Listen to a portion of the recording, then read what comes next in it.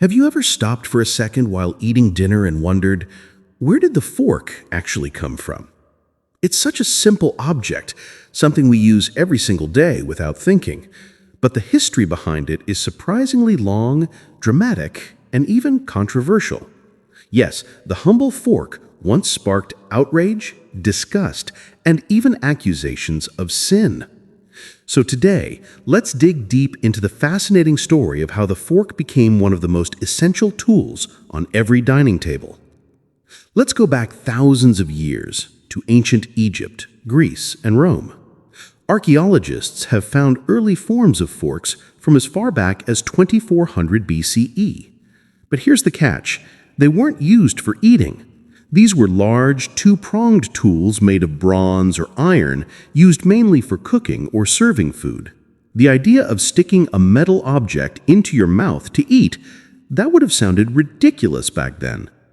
Fast forward to the Byzantine Empire, around the 7th to 10th century. Here, things start to get interesting.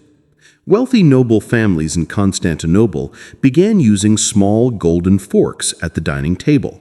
The fork wasn't yet common. It was a symbol of refinement, elegance, and sophistication. One famous story tells of a Byzantine princess named Theodora Anna Decana, who married the Venetian doge's son in the 11th century. When she arrived in Venice, she brought her golden forks with her. But instead of being impressed, the Venetians were horrified. Church leaders condemned her, calling her arrogant and sinful for refusing to touch food with her hands, which according to them were created by God. After her death, some even claimed it was divine punishment for her pride, for daring to use a fork. For centuries after that, the fork remained a curiosity in most of Europe. People preferred to eat with their hands or knives and spoons. In medieval times, it was perfectly normal for noblemen and peasants alike to share food directly from communal dishes. The idea of using an extra tool seemed unnecessary, even effeminate. In England, forks were almost unheard of until the 16th century. One Englishman, Thomas Coriat, brought a fork home after traveling through Italy, and people laughed at him. They even called him Furcifer, which literally means fork bearer, as an insult. But the Italians? They were ahead of the game. By the 1500s, the fork was becoming more common among the Italian aristocracy. There was a practical reason for it too: pasta. Twirling strands of noodles with your fingers wasn't exactly ideal, so the fork quickly proved useful. Italian influence spread through trade, fashion, and culture, and soon the fork made its way to France. In France, it got a royal upgrade. Catherine de' Medici, an Italian noblewoman who married King Henry II of France, brought forks with her from Florence in the 1500s. French nobles quickly noticed her elegant dining manners, and soon forks began to symbolize class and refinement. What was once seen as sinful or strange became stylish. French silverware makers began crafting forks with artistic designs, and dining etiquette started to evolve. The fork became a statement of civility, separating the refined from the uncultured. By the 17th century, the fork had spread across most of Europe. Still, adoption was slow in some places. Even King James I of England mocked them, saying it was absurd to use a fork when God had already given people fingers. But by the 18th century, attitudes changed. Hygiene played a big role. People realized using a fork kept hands clean, especially during formal meals. It wasn't long before the fork became an essential part of proper table manners. Around this time, the fork's design began to change too. Early forks had only two prongs, but that made it hard to pick up food effectively.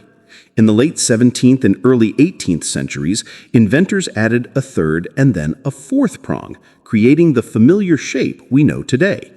The curved tines helped scoop food more easily, and forks became more balanced and comfortable to use. By the Industrial Revolution, mass production made metal utensils cheaper and more widely available. Suddenly, forks weren't just for the rich, everyone could afford one. When European settlers brought forks to America, they were still somewhat rare. Many Americans continued to eat mainly with knives and spoons well into the 18th century.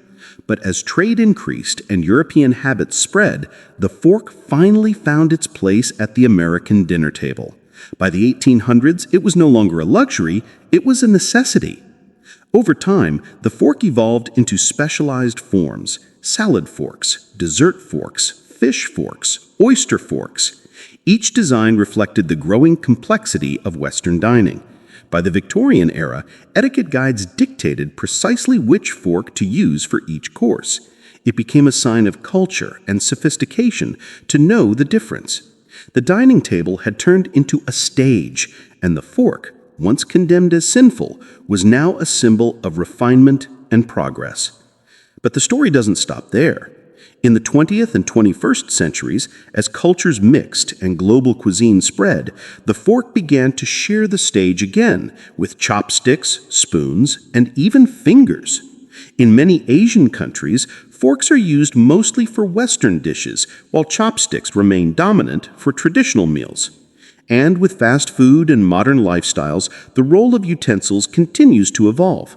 Plastic forks, sporks, eco-friendly bamboo forks, all reflecting how society changes with time. Think about that next time you sit down to eat.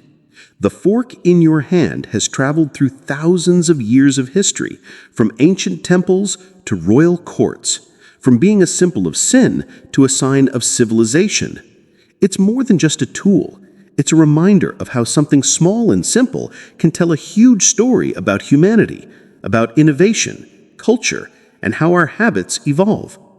So, next time you twirl your pasta or cut a piece of steak, remember, you're holding not just metal, but a piece of history, a story of how human curiosity, practicality, and even vanity shaped one of the most ordinary yet extraordinary inventions ever made: the fork.